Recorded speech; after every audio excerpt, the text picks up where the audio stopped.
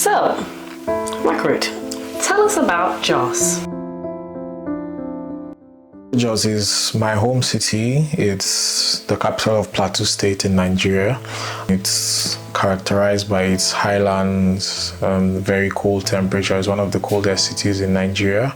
It's also known for its agriculture, known to be the home of peace and tourism, home of diverse cultures, diverse people, very welcoming people, and some of them came as a result of tin mining that started in the early 1900s. So, how was growing up and living in Jos? Well, growing up in Jos was really fun. I mean, growing up around different ethnic groups, different tribes, and learning their culture, learning how they live their lives was actually fun. And also growing within a community that I knew everyone had your back was actually fun. Yeah. Okay. So, tell me, what was the crisis in Jos and what was it like living in the midst of it? Jos crisis is ethno-religious, which is just crisis between ethnic groups and religious groups, their differences and unresolved issues that couldn't be settled. Fires on the streets of Jos, the aftermath of more violence in this flashpoint for religious tension. Home to large Christian and Muslim communities, religious violence has become a common occurrence in Jos. Calm has been restored for now, but security will remain tight as distrust among the different ethnic and religious groups remains high. Growing up, it was hard because sometimes you go to church with constant fear of people coming to attack you in your places of worship, and it just drove a lot of fear even living in the community among these different groups and tribes. So as I grew older, I started to understand and I started experiencing more of this crisis as I grew up. What inspired the More Love, Less War project? Okay, the More Love, Less War project was inspired by the rich culture of the fabrics, the colors and patterns of Jos people, which I turned into fashion statements, fashion pieces. These fashion pieces are meant to represent the community of Jos as a whole and represent peace and serve as a symbol of peace. Yeah. Did you work with the community and the people of Jos on this project? Yeah, I did. I interviewed a couple of people that have lived experiences in the conflicts in Jos, direct and indirectly affected by the violence in Jos, and also worked with a group of people from the community from different ethnic groups that came together to create patterns that represent what Jos will look like at peace. Before crisis, muna zaune da ni da abokanan zamana, akwai Igbos, Yorubas, ga sunan dai duka. Don na tashi da ni da iyayena a cikinsu muna tare muna yi business. So amma cikin kwala crisis sai ya zo ya affecting umma nan har kaga dai yanzu kai kanka duk wannan shagunan da kake gari da kusan duk Igbo ne ma a ciki. Amma kaga matsala na crisis shine ya zo ya raba mu da su. Kuma lokacin muna wannan sana'an kaga akwai ci gaba fiye da haka yanzu.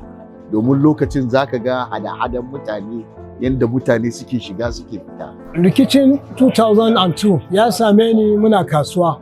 Da na fito kawai mun taho a moto mun zo daidai nan junction na nan sai aka tare mu a moto. A moton da yake gaban mu har an kona mota.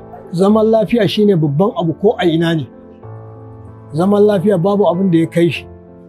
I like the way people are expressing their skills and their art to promote the peace. I feel everyone wants to be included and everyone wants to feel involved. So you seeing your pattern and see your cultural motif included in a design would make you feel okay and it will make you feel happy because you would know that you're not excluded. Motifs on fabrics has been a very good way of communication, a very good way of teaching people or sending message across. Whether we like it or not, we as humans, we learn passively. Without our consciousness, we learn. So motifs on fabrics embedded in fashion helps. Tell us about the fabric you created and your creative process. At the beginning of the project, I got the existing fabrics of these cultural groups from Jos, and I picked on the different elements from these fabrics, and also from my work with the community, I came up with a few designs. And after that, I wanted to test these designs on a tapestry loom. So I went out, got these tapestry materials, and I came and I created a few patterns using these materials and a few wools I got. After that, I reached out to a few weavers to create these pieces with me, but I couldn't really get access to them because most of them were really expensive and most of them had different commitments. So I resorted to my second option, which was to make these fabrics using a sublimation printing technique. That's a more industrial process. I reached out to these printers, and after a few back and forth on samples, I got a few sample packs and their color atlas, and I matched these designs I've made on my computer with what they look like when they are printed. After reviewing these designs, I sent them for my final print. That's how I came up with the head and body design I made for the fabrics I created. Did you work with any creatives from Jos on this project? Yes, I did. I wanted everyone I worked with on this project to be from Jos because I wanted to show that we could all achieve something great when we work together as one people in Jos. So from the tailors I worked with, to the models, to the videographers, to the people doing the logistics on the project, we're all from Jos.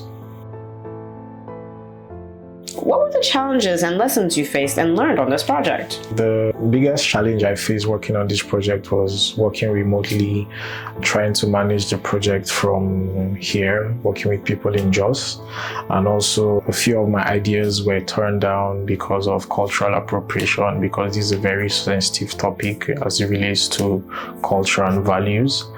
And what I learned is that there's power in our diversity, and we can achieve a lot when we come together to work with one another in a community. How do the people of Jos feel about the fabrics and the clothing you've designed? After I created the fabric, I sent, even after the shoot, I sent the pictures and also the fabric to some people, and their response was really great. They really love the idea of the fabric and what it symbolizes.